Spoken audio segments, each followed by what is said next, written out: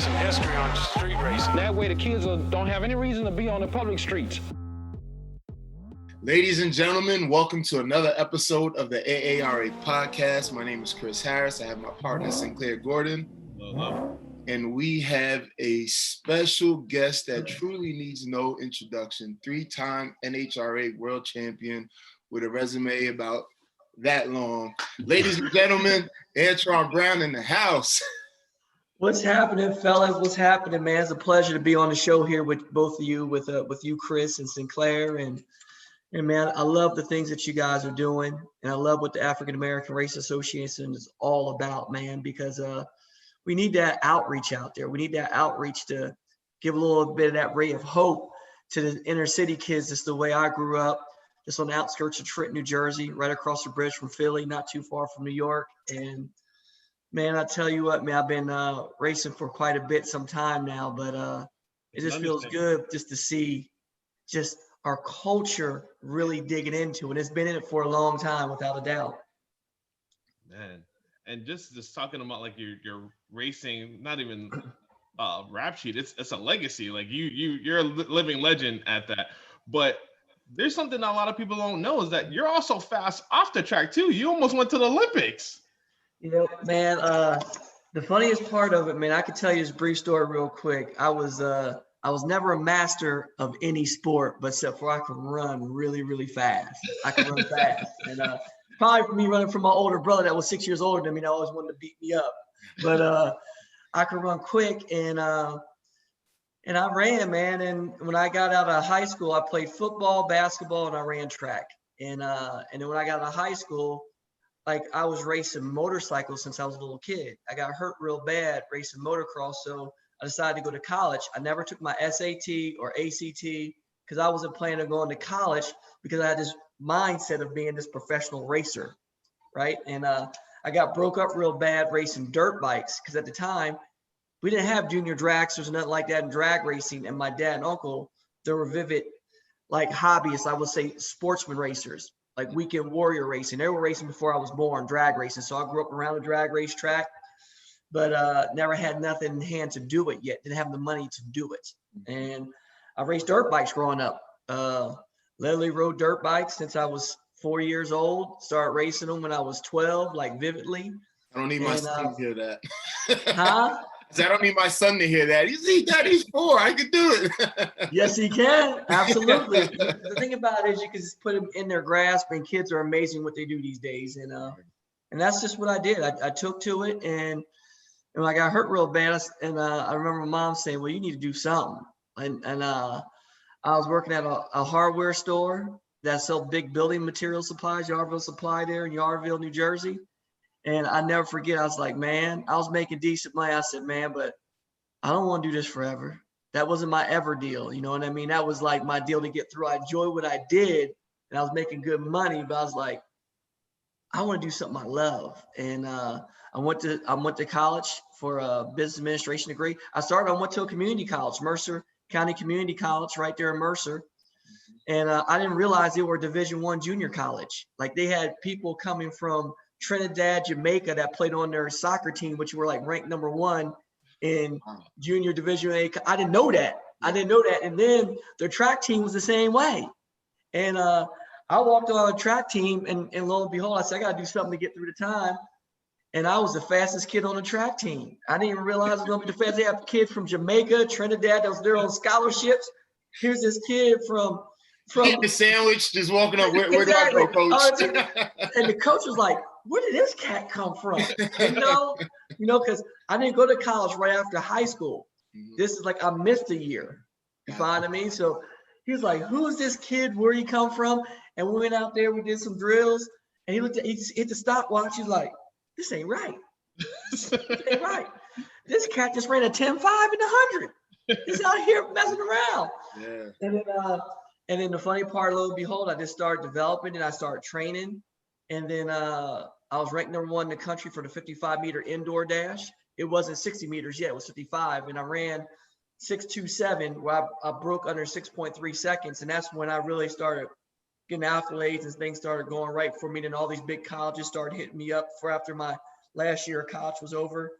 And lo and behold, that's what I was going to do until I met Troy Vincent and the whole racing bug happened. And Troy Vincent, who played for Philadelphia Eagles, the cornerback with Bobby Taylor, Bryant Dawkins, and all them. Yeah. And Troy had a love for motorcycles. So I started racing motorcycles with him. And then he started a professional race team, Team 23, which is his football number. And that started back in 97, and we started racing professionally in 98. And that's where I made that switch where I literally got my associate's degree. Instead of going to almost any four-year school, I could go to almost any four-year school in the country if I wanted to. But I ended up going racing. You know, I turned down the scholarships that I had. Parents with that, like, I don't want to go to school anymore. I'm gonna go. I mean, your dad is probably cool because you grew up in racing, but moms are probably the ones that are like, listen. My mom was like, "What are you doing?" No, but my mom's always been really supportive of me. My dad, he was gun-ho racing. That was his own thing, and he knew that I was going to do something that him and my uncle. They want to do their entire lives and do it professionally. You know what I mean? They ran the family business, and then which is a septic tank service business, Alvarez Brown and Son Septic Tank Service. They were running that family business, and they were like, you know what? You're doing what we always wanted to do, and they were all for it. And they said, hey, if it doesn't work out, we always got the family business here for you. And I was like, I'm out. I said, whatever I can do. I did it my whole life. I said, I don't want to be the number one in the number two business. I want to be number one on the racetrack. You know what I mean? So that was my driving force. And lo and behold, when I got out there with Troy, man, he just showed me how to be a true professional. And he's definitely a scholar and an incredible, intelligent young man at the time. And I just used him as my mentor, and I just leaned on him. I was like a sponge, absorbed everything I can from him, the way he carried himself, the way he talked, and the way he treated people. You know what I mean? It don't make a difference who you are. He just treats you with respect. It didn't make a difference what you look like, where you came from, what your background was. He goes, from every man and every woman, you can learn great things by just observing them. And I just took that in from him, man. And he gave everybody a great deal of respect. And that's why, he's the vice president of the whole NFL right now, under Roger Goodell. So he's a really, really, really inspiration to me, and I give him all the credit in the world. And I've been very blessed to be underneath him for all the years I was to develop into the person I am today. Did you have some fears making that transition from, and you've had some experience with motorcycles, but to be young, right? I mean, you're essentially early 20s to now jump to the big stage. What was your mindset about it? I mean, it just seems like you just had the heart of the champion, like, I don't care, I'm going for it, but that's a huge step. Yeah, well, the thing about it is that one thing I've learned, and it was from Troy, and also just that's me in general, is that every time I was at a task in front of me, you know what I mean? Of course, if you have your dreams that are way up here, right? And you make those dreams and that vision as big as possible.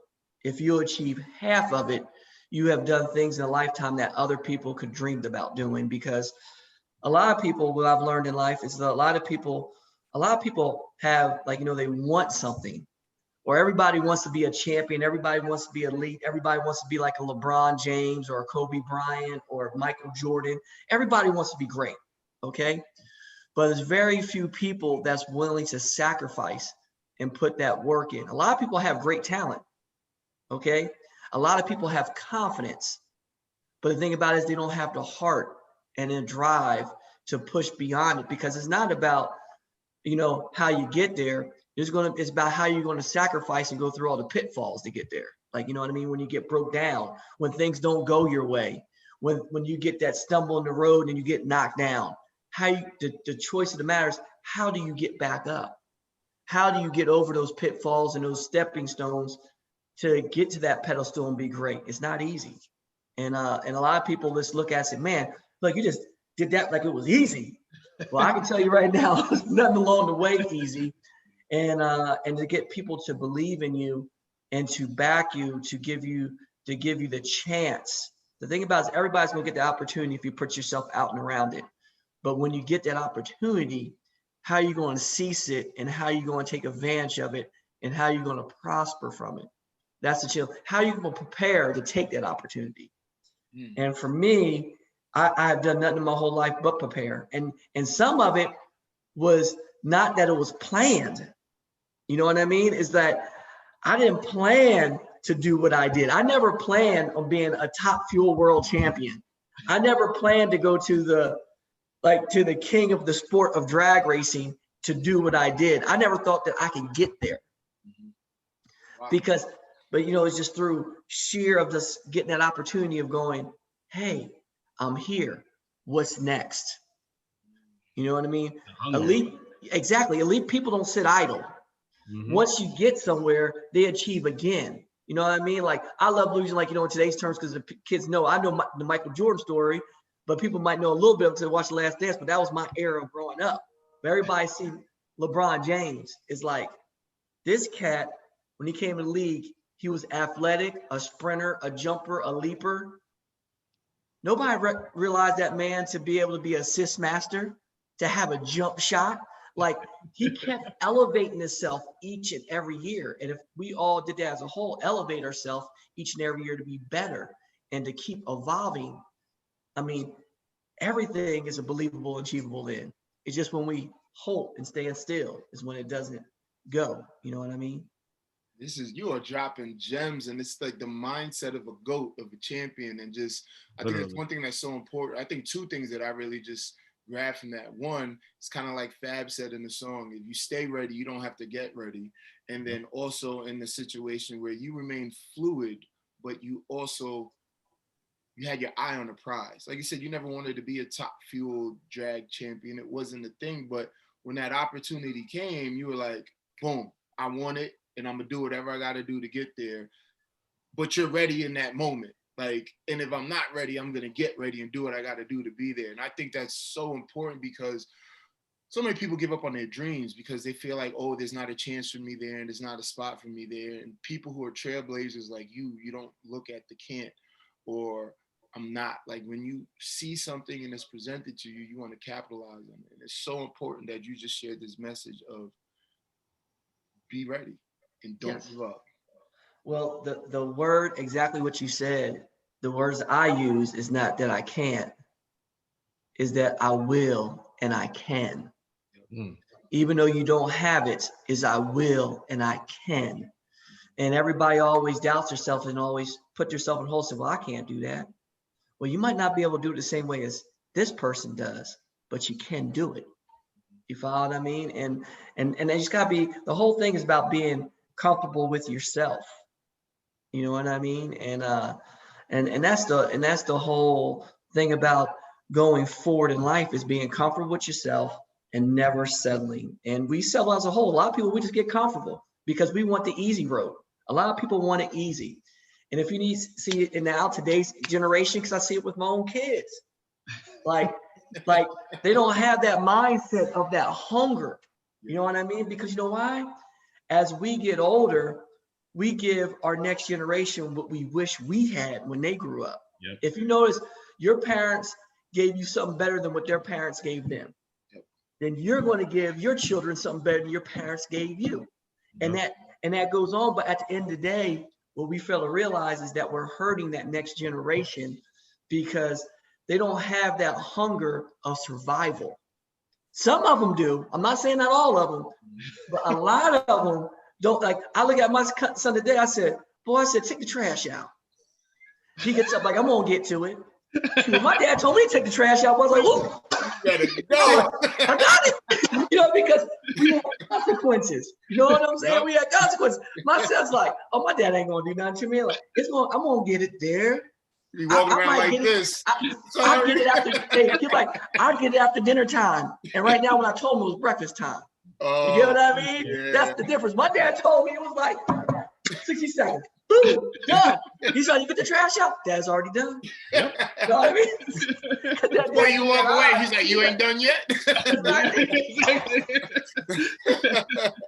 It's the difference, so man. True. So that's the things that I always I look at right now, and it's something that you can't teach people.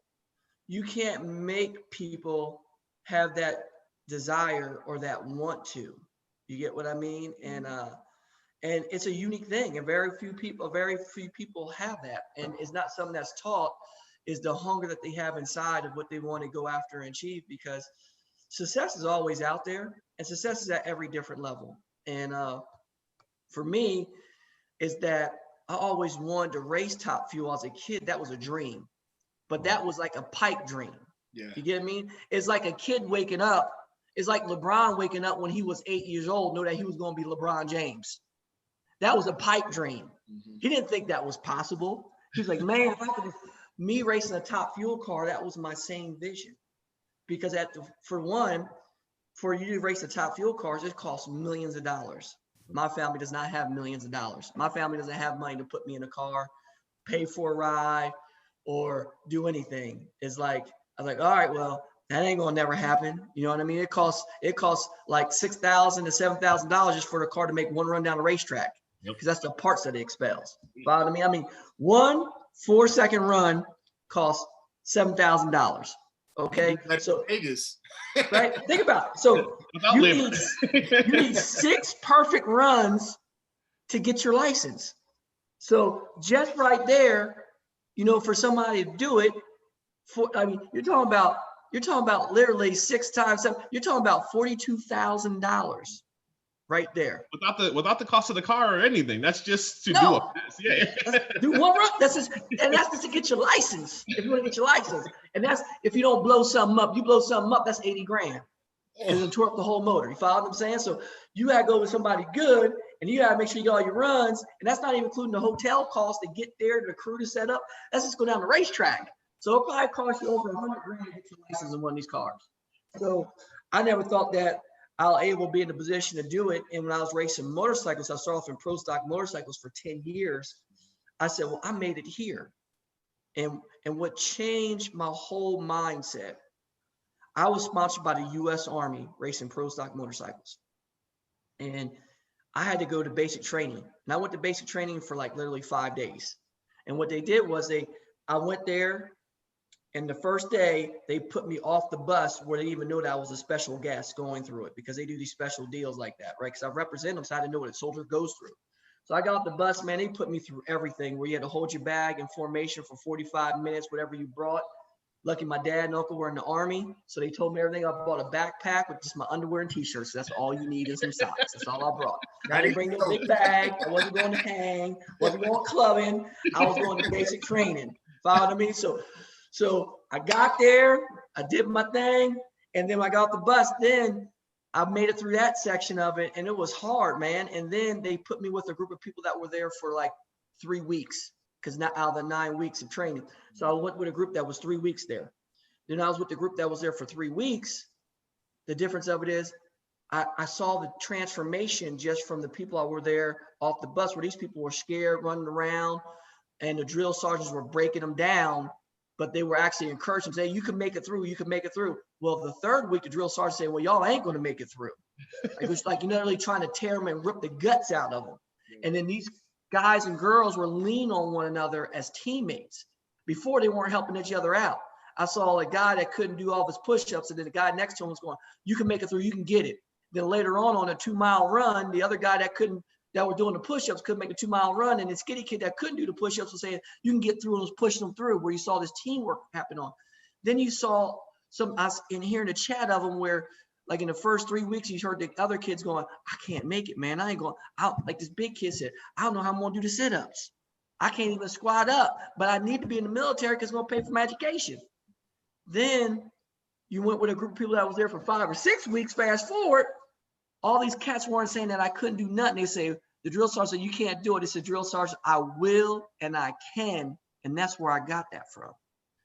And then when I got out of that basic training, what converted my mind was I started thinking about life. I'm like, all these cats and these people that were going through this basic training, they started out with the mindset that they weren't going to make it through. Half of them did. And halfway through, they were saying, I will and I can. And at the end of the transformation, when they graduated, these guys, these young men and young women had a mindset that they were invincible, that they could accomplish anything in life. And their whole mindset was transformed. And I was like, man, and that's when I got out. I was like, why am I saying that I only can race a pro stock motorcycle? Why can't I race a top fuel car? Why can't I race a funny car? Why can't I be at the top of the heap? The only thing I found out right then and there is that the only thing that was stopping me was me. Oof. And It's Sunday. He out here preaching the gospel, boy. So, how do you? I'm speaking the truth, brother. Because you saw that and you saw what it took. It took basically Joe Sargis to break. First, they had to kind of build them up, then break them down so that they actually started believing in themselves. But they had somebody that actually did that. Did you have somebody that did that for you, or did you? How did you go do that mentally if you did it by yourself? Man, well, the difference for me is that it was just my life lessons that I'm speaking about right now. And it's one of those deals that I lived it. You know what I mean? The difference of it wasn't somebody telling me, because people could tell you stuff all day long till you're blue in the face. Yeah. Just like you tell your kids, don't touch that stove. Don't touch that stove. It's hot. Don't touch it. They look at you, what? And one day when they burn their hand, like, whoo, they're like, all right. That's when it resonates, because they learn the hard way. And I just learned through all my trials and tribulations through my life of how I stayed out there. Like when I raced motorcycles, it wasn't always glory. When Troy left and he focused on his NFL deal, took the team over. Did I struggle? Yes, I did.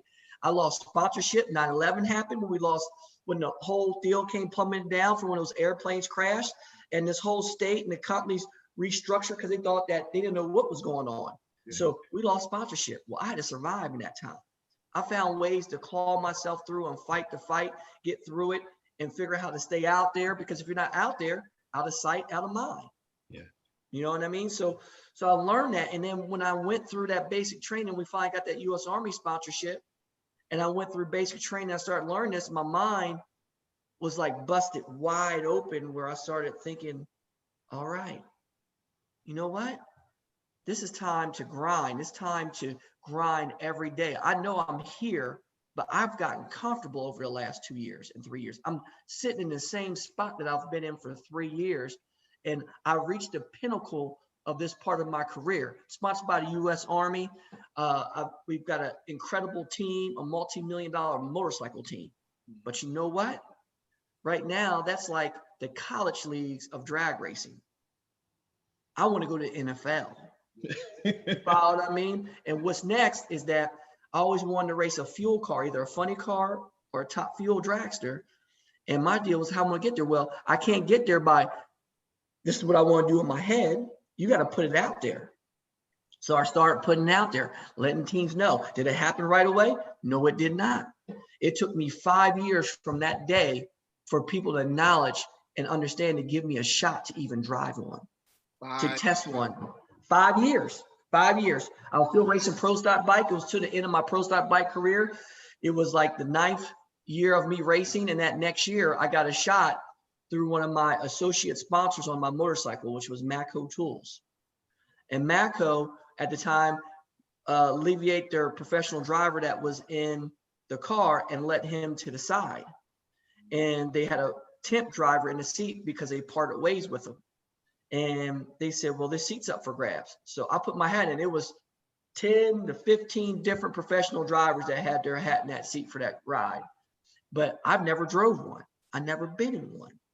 You know what I mean? And they had to take a chance on me. But the only thing they knew is I represent the U.S. Army and what I stood for all the years I raced motorcycles, and the type of spokesperson I was, and the drive that I had, and the fan base that I had. You get what I mean? And they were like, well, you ain't never drove. And they got ridiculed for it. Once I sent myself to drag racing school, got my alcohol license. And then once I've gotten in, I literally I was like, all right, here's my time. I got my alcohol license. I paid for it myself. And it was through David Powers and Tim Buckley that gave me the initiative to do it. And Buckley took care of that for me to get my alcohol license. I had somebody support me in that. And then it happened. Then it happened, and I got my license, and then they let me drive the top fuel car, test it I had 3 laps, brother. 3 laps. And when they let me test that car, they thought that a pro was driving it, because I visualized and did it over and over again to make it happen.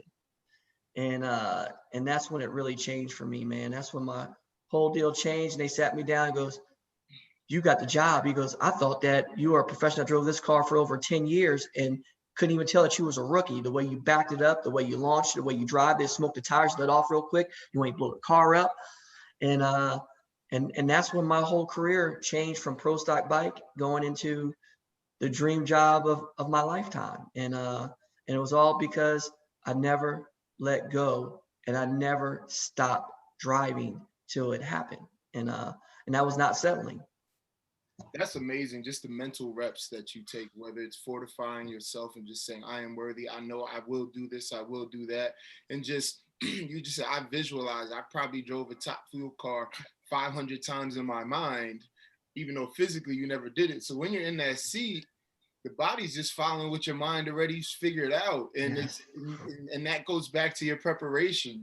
Like you're daring to dream. Like there's nobody's gonna tell me that I can't do this. And like you said, it's so important because so many people give up on what they want their dream to be or their next step just because of being scared. But you were prepared before you even jumped in.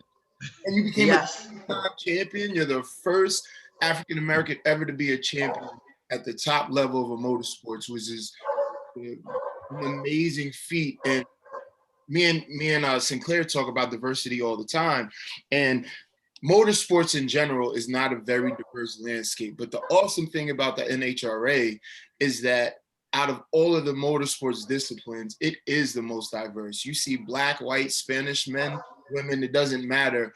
And you were able to be the face, the champion of it. And man, hats off to you. Not once, not twice, but 3 times.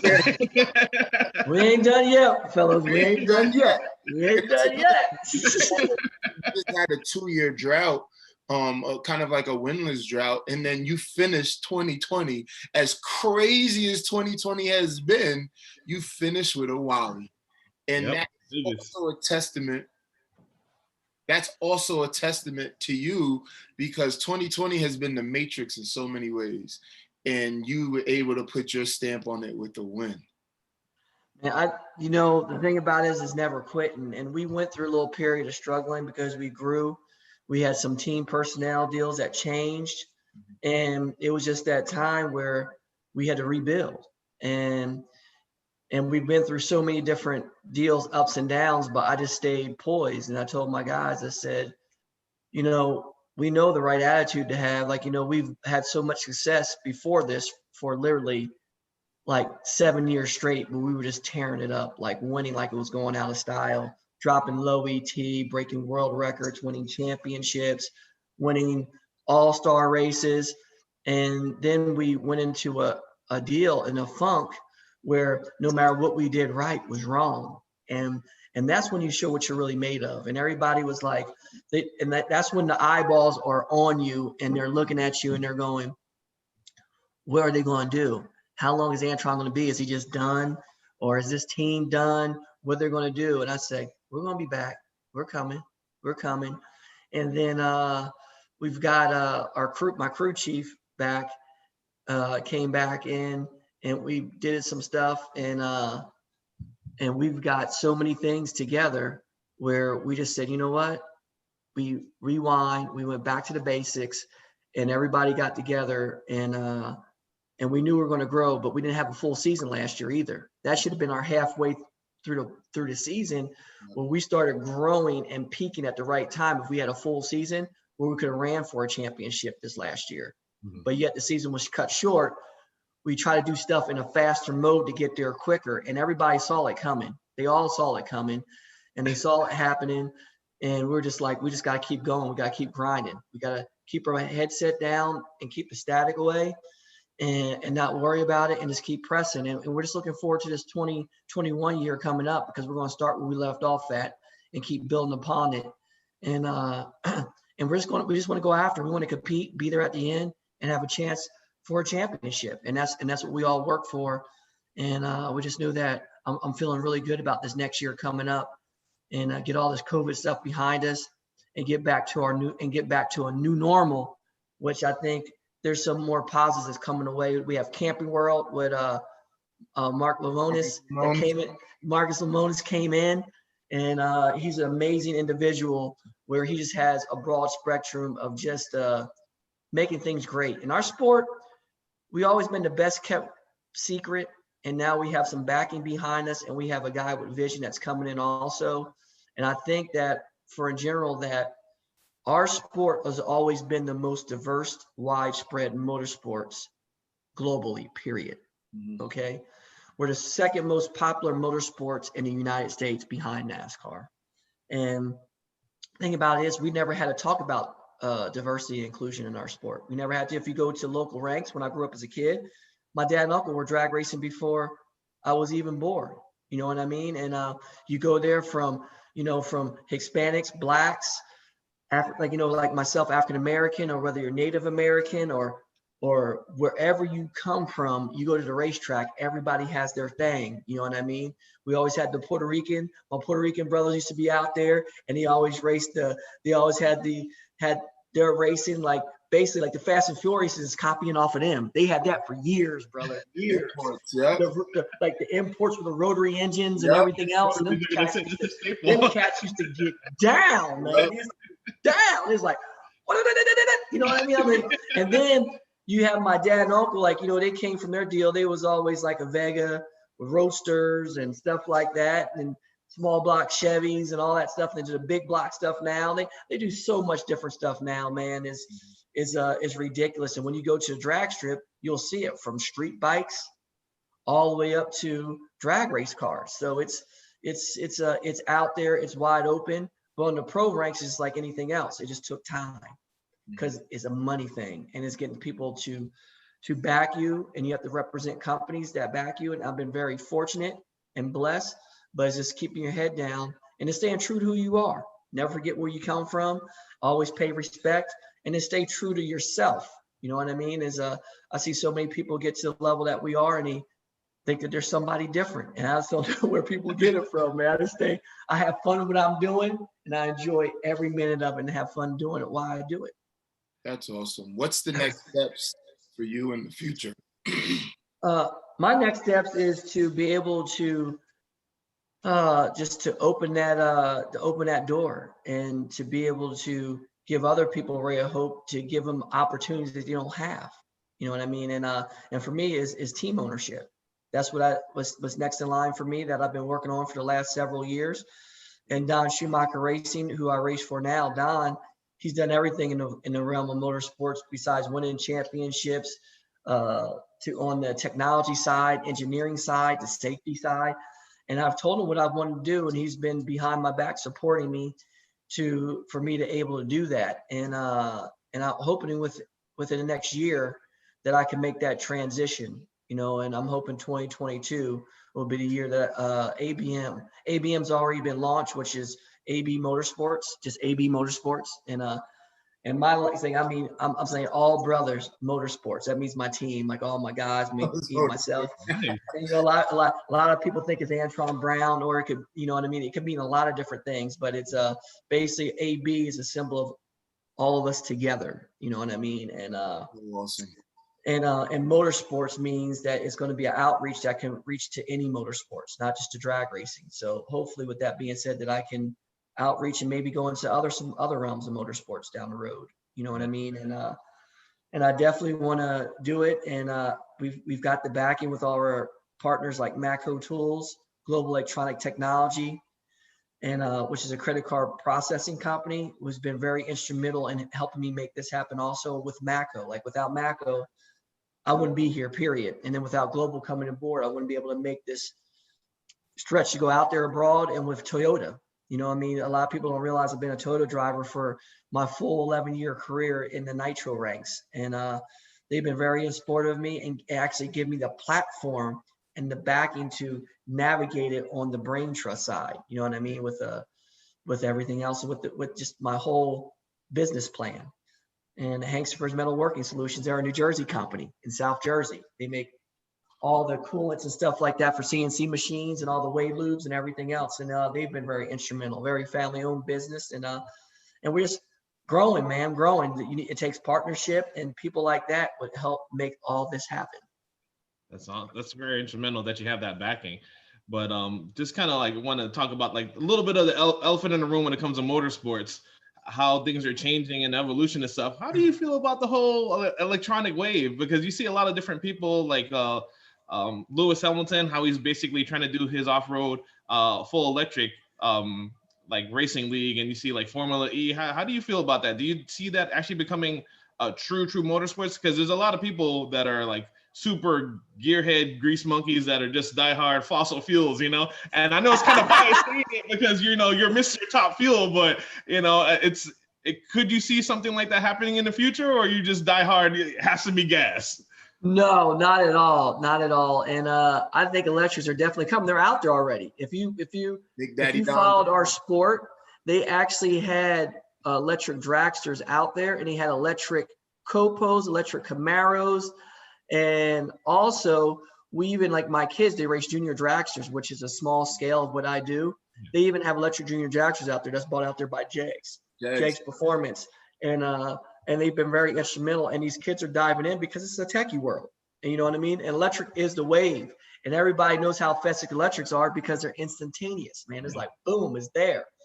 But the thing about it is that I see that coming, but I see what's going to be best for the future. I think what it is, you're always going to have your electric and you're going to have your gas, but where I see is the hybrids that are combined. That's what's really going to make the difference. Because at the end of the day, electric, you got to stop and plug in. Yeah. Gas, you got to stop at the gas pump, right?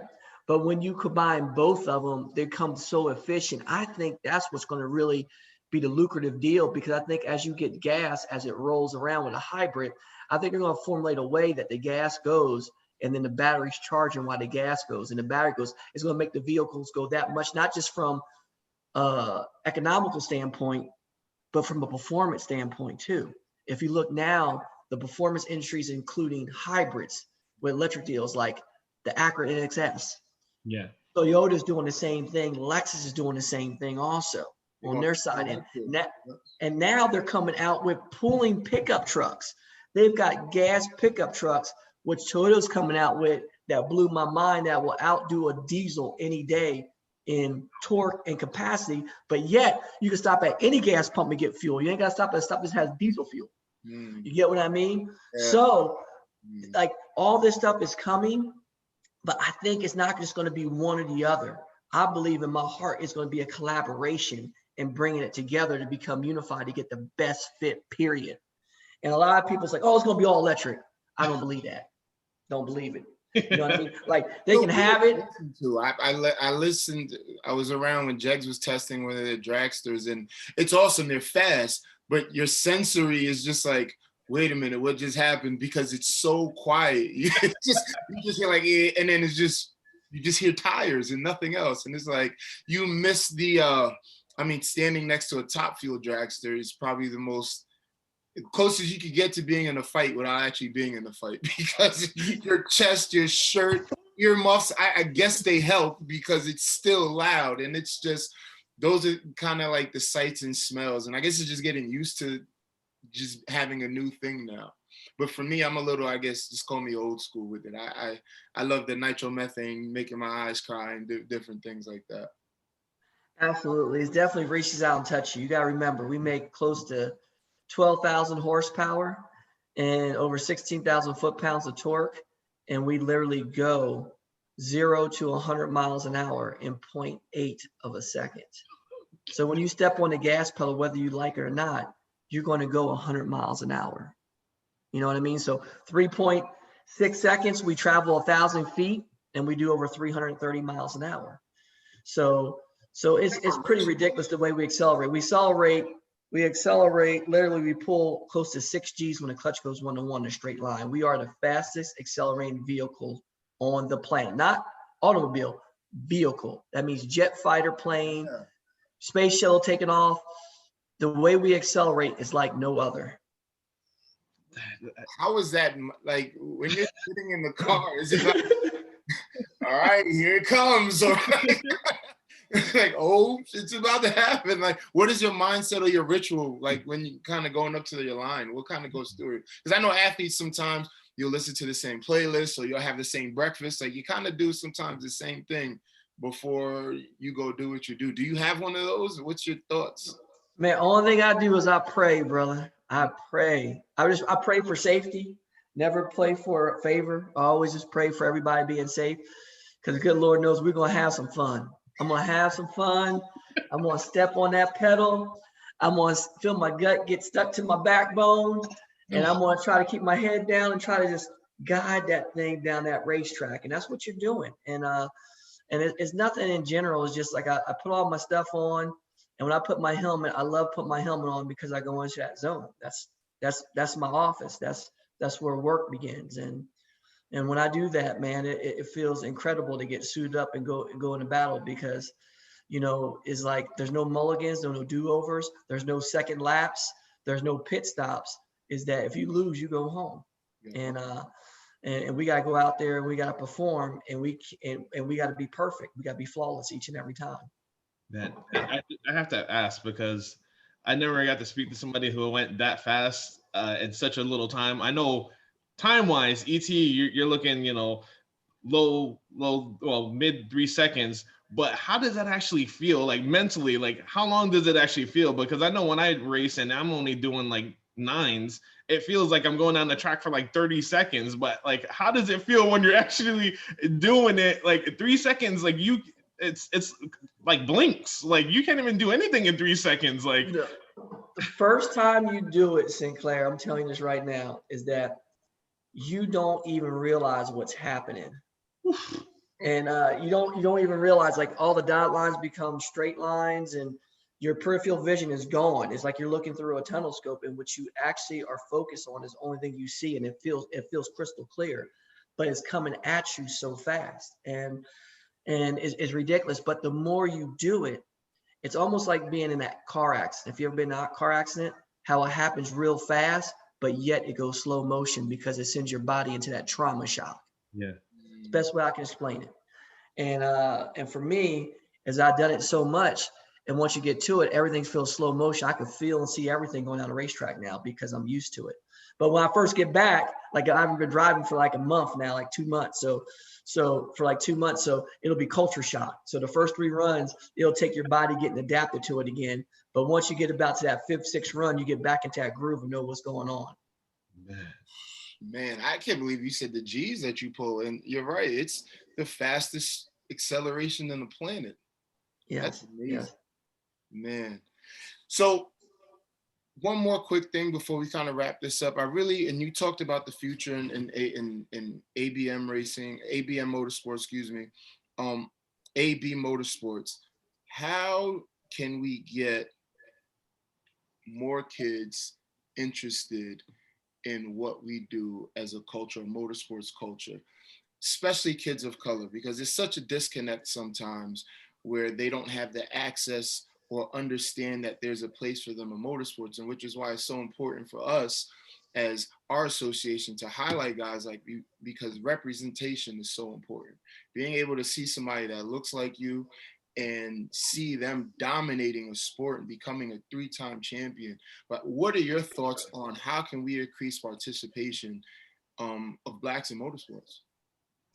Man, it's just bringing awareness out. It's just doing what we're doing right now. We have to talk about it, and not just talk about it, but be about it. And we always try to let people know is that through our walks and through our NHRA, we talk at different high schools and local schools around every area we go to, and different tracks like a Worldwide Technology Raceway, with the Stewart family who sponsors that, which is a Black-owned, big tech company out of St. Louis. And this gentleman and his son, David Stewart II, they actually sponsor motorsports. And what we do, they're on the outskirts of East St. Louis. So we do different things when we go out there to outreach to the local kids in the area, to the Jackie Joyner Kersey program. Or when we go to other stuff in Gainesville, Florida, or we go back up to Englishtown, New Jersey, we used to race up there. I go to Reading, PA, or I go out on the West Coast to Vegas. We have programs that we go in these schools. And I go to like Lincoln Tech universities and stuff like that, to the technical colleges. And what we do is through our tech ed programs, we have outreach where only thing we could do is we can open up. And NHRA has a youth educational service program that we bring these students out to the racetracks, and they get free passes to see what we do. The thing about only way we can get more of these inner city kids and these students involved is give them the opportunity to see what's out there. And that's what we have to do with motorsports. We have to give them that opportunity, and our opportunity is wide open. But the thing about it is we just need more outreach. You follow me? And when we give them that outreach and we give them that and they see the opportunity, they see another avenue that they can actually fit in and go down. There's so many talented individuals in the inner city, but they just don't get that opportunity. They think that they have to have a stick or basketball or football in their hand to get out of where they're at, but they don't have to. There's other things out there, but it's got to be opened up to it. You know what I mean? Like I was fortunate because I was opened up to it from my dad and my uncle. You know what I mean? They were the old street racers that went drag racing. You get what I mean? And that's what happened for me, is that I got opened up to it. And once I got opened that opportunity, I saw my fit. And I was like, this is what I want to do. And this is where I want to be. And that's what we have to do as a whole, is to have a better outreach. You know what I mean?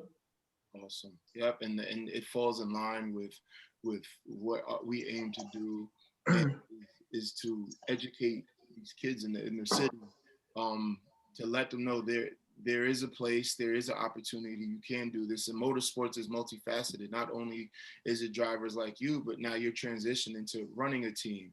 And then you understand everything that goes into running a car, as far as the mechanics, as far as the marketing, as far as being the driver. And then running a team, there's more responsibility. And somebody who might not decide to get into motorsports and decide to open a technology business, like, hey, you can sponsor motorsports events. You just don't have to worry about sponsoring the NFL or the NBA. There's other places where you could throw your dollars to help these teams out. So, you know, awareness across the board is so important. And you have, just by being you and persevering and dominating, has been an inspiration to so many of us. And we truly appreciate you, my man, without a doubt. And we look forward to continue to see your growth, and you just kill it. Well, hey, man, hey, the door's always open. I love being on your guys' show today. And hey, man, anytime y'all want me back, I'm here. We can talk about anything. We can dig into other stuff too. So the door's wide open. And I just really appreciate what you guys are doing, because this is what we need. We just need more. We need more people trying to blaze that trail, to open this trail up for more people to come on it so they can take advantage of it and live that dream. And that's what it's, at the end of the day, is to support one another. If we could support one another and have each other's back, it's nothing that we can't accomplish. You know what I mean? As I said, you can't be perfect by yourself, but you can make perfect things happen with great individuals working together. Oh, that's it. Just close it like that. We have to end it on that, like that. I can't see anything after that, like that. That's a model for life. You know, so that's something that I see each and every day. So, hey, it was a pleasure, fellas. I've got another Zoom call that I have to get on that I'm late for, but I love being on here, and I'll talk to you guys all day. But I have to go too. Thank you so much. We'll talk soon. Anything, my pleasure, fellas. Y'all take care. God bless. God bless. All right.